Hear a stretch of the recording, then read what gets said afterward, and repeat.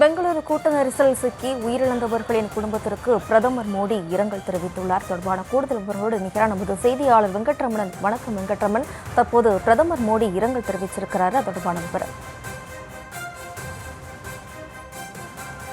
வென்ற அரசு அணியினர் பெங்களூரு திருமணத்தில் கூட்ட நெரிசல் சிக்கி 11 பேர் உயிரிழந்திருக்கிறார்கள். இந்த நிகழ்வில் பிரதமர் மோடி அவர்கள் இந்த நிகழ்வுக்கு இரங்கல் தெரிவித்திருக்கிறார்.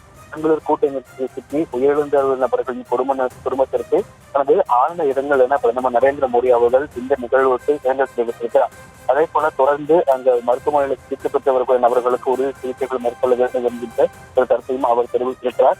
இந்த பெங்களூரு கூட்ட நெரிசல் சிக்கி உயிரிழந்தவர்களின் குடும்பத்திற்கு பிரதமர் மோடி அவர்கள் இரங்கல் தெரிவித்திருக்கிறார். தொடர்ச்சியாக மாநில அரசு கூட்டத்தை கட்டுக்குள் கொண்டு வருவதற்கும் மேலும் உயிரிழப்பு ஏற்படக்கூடாது என்பதற்கு தொடர்ந்து பல்வேறு முன்னெடுப்புகளை ஏற்பதற்கு செய்து கொண்டிருக்கிறது.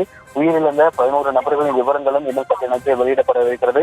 இந்த நிலையில்தான் தற்பொழுது உயிரிழந்த கூட்ட நெரிசலில் உயிரிழந்த நபர்களுக்கு பிரதமர் மோடி அவர்கள் தெரிவித்திருக்கிறார். அதே போல இந்த உயிரிழந்தவர்கள் குடும்பத்தினருக்கும் பிரதமர் மோடி அவர்கள் இரங்கல் தெரிவித்திருக்கிறார். தொடர்ச்சியாக மாநில அரசு பல்வேறு அந்த ரசிகர்களை கட்டுக்குள் கொண்டு வருவதற்கும் மேலும் ரசிகர்கள் மைதானத்திலிருந்து வீரர்கள் வெளியே வரும்பொழுது எந்த விதமான அசம்பாவிதங்களும் ஏற்பட்டு விடக்கூடாது என்பதற்காக மாநில அரசு காவல்துறையும் தொடர்ந்து மைதானத்தில் சுற்றி இருக்கக்கூடிய பகுதிகளில் பாதுகாப்பை பலப்படுத்தி இருக்கக்கூடிய ஒரு சூழ்நிலையில் இந்த சம்பவம் குறித்து பிரதமர் மோடி அவர்கள் இரங்கல் தெரிவித்திருக்கிறார். ஏன்னா வீரர்கள் இன்னும் மைதானத்துக்குள்ளே இருக்கும் பொழுது தற்பொழுது மைதானத்திலிருந்து வீரர்கள் வெளியே வரும் பொழுது ரசிகர்கள் மீண்டும் அத்துமீறி ஏதாவது ஒரு தள்ளுமுளோ அல்லது அச்சம்பவமோ ஏற்பட்டு விடக்கூடாது என்பதாக மைதானத்திலிருந்து அந்த கேட்ல எந்த கேட் வழியாக வீரர்கள் வெளியே வருவார்களோ அந்த கேட்ல இருந்து அவர்கள் அந்த எங்க தங்கியிருக்கிறார்களோ அந்த இடத்துக்கு செல்லக்கூடிய வழிகள் முழுவதுமே காவல்துறை கட்டுப்பாட்டுக்குள் கொண்டு வரப்பட்டிருக்கிறது.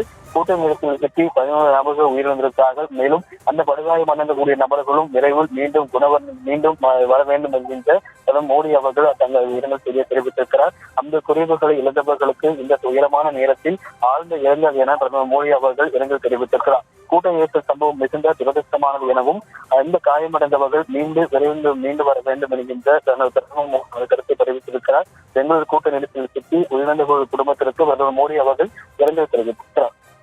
ஆண்டுகள் கழித்து IPL கோப்பையை வென்ற பெங்களூரு அணி இன்றைய தினம் அகமதாபாத்திலிருந்து பெங்களூரு வந்திருந்தனர். மைதானத்தில் அந்த வெற்றி விழாவுக்கான ஏற்பாடுகள் என்பது செய்யப்பட்டிருந்தது. இந்த நிலையில தான் மைதானம் சுற்றி இருக்கக்கூடிய அந்த பகுதியில் ஏற்பட்ட கூட்ட நெரிசல்ல 11 நபர்கள் உயிரிழந்திருக்கிறார்கள். பலர் படுகாயம் அடைந்திருக்கிறார்கள். ஒரு சில நபர்கள் தீவிர சிகிச்சை பிரிவில் உயிரிழந்து வருகிறார்கள். இந்த நிலையில தான் இந்த 11 பேர் உயிரிழந்த இந்த விஷயத்திற்கு பிரதமர் மோடி அவர்கள் இரங்கல் தெரிவித்திருக்கிறார். அன்பு பிரிவுகளை எழுந்து வாடக்கூடிய நபர்களுக்கு தந்த ஆழ்ந்த இரங்கல் எனவும் கூட்ட நெரிசல் சம்பவம் மிகவும் துரதிருஷ்டமானது எனவும் பிரதமர் மோடி அவர்கள் வேதனை தெரிவித்திருக்கிறார். இந்த கூட்ட நெரிசல் சிக்கி காயமடைந்தவர்கள் விரைவில் வீட்டு திரும்ப வேண்டும் எனவும் பெங்களூரு கூட்ட நெரிசல் சிக்கி உயிரிழந்த குடும்பத்திற்கு பிரதமர் மோடி அவர்கள் இரங்கல் தெரிவித்திருக்கிறார். தொடர்ச்சியாக இந்த விஷயத்தை பொறுத்த வரைக்கும் பாஜக காங்கிரஸ் மீது பல்வேறு வகையான அடுக்கடுக்கான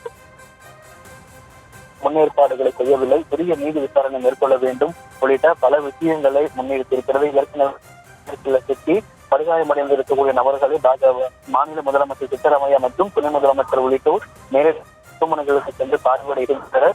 இந்நிலையில் தான் இந்த விஷயம் குறித்து காவல்துறை மீது பள்ளி போடுவதோ அல்லது நான் காவல்துறையின் மீது பள்ளி போட விரும்பவில்லை, நம்மளால் கண் முன்னாடியே பார்க்க முடிகிறது. ஒரு குறிப்பிட்ட இடத்தில் அதிக நபர்கள் கூடியதன் காரணமாக தான் இந்த உயிரிழப்பு என்பது ஏற்பட்டிருப்பதாக கர்நாடகாவுடைய துணை முதலமைச்சர் தெரிவித்திருக்கிறார். இந்த நேரத்துல இக்கட்டான ஒரு சூழ்நிலையில ஏன்னா மேலும் இந்த ஒரு போதிய வெளிச்சம் இல்லாத ஒரு இரவு நேரத்துல ரசிகர்கள் ஒழுங்கான ஒரு ஒத்துழைப்பை காவல்துறைக்கு தர வேண்டும் என்கின்ற ஒரு கோரிக்கையை தான் மாநில அரசு தெரிவித்திருக்கு. அதே போல காவல்துறைகளுக்கும் ஒரு அறிவுறுத்தல் என்பது வழங்கப்பட்டிருக்கிறது. கூட்டம் அதிகமாக இருக்கக்கூடிய நபர்களை தடையணி நடத்த வேண்டாம். ஏன்னா தடையணி நடத்தும் பொழுது மேலும் அவர்கள் ஆங்காங்கே ஓடக்கூடிய ஒரு சூழல் என்பது ஏற்படும். அதனால ஏதாவது ஒரு அசம்பாவிதம் நடைபெறும். அதனால தடையணி நடத்தாமல் முடிந்த அளவு ஒளித்துறைக்கு மூலமாக ரசிகர்களுக்கு அறிவுறுத்தல்களை வழங்குவதன் மூலமாக அந்த இடத்துல தடையடி ஏற்படுத்தாமல் ரசிகர்களை கட்டுக்குள் கொண்டு வர வேண்டும் என்கின்ற ஒரு கோரிக்கையை மாநில அரசு கேட்டுக் கொண்டிருக்கிறது. இந்த நேரத்துல எனது இரவு நேரம் என்பதால் இந்த நேரத்தில் ஏதாவது ஒரு தள்ளுமுழு அல்லது மைதானத்திலிருந்து வீரர்கள் வெளியே வராமல் வரும்பொழுது ஏதாவது தள்ளுமுழு ஏற்படும் பொழுது உயிரிழப்பு மேலும் அதிகரிக்கக்கூடும் என்பதன் காரணமாக அங்கு குழுங்கி இருக்கக்கூடிய ரசிகர்களை தற்பொழுது காவல்துறை விவரங்களை முன்வைத்திருக்கிறது.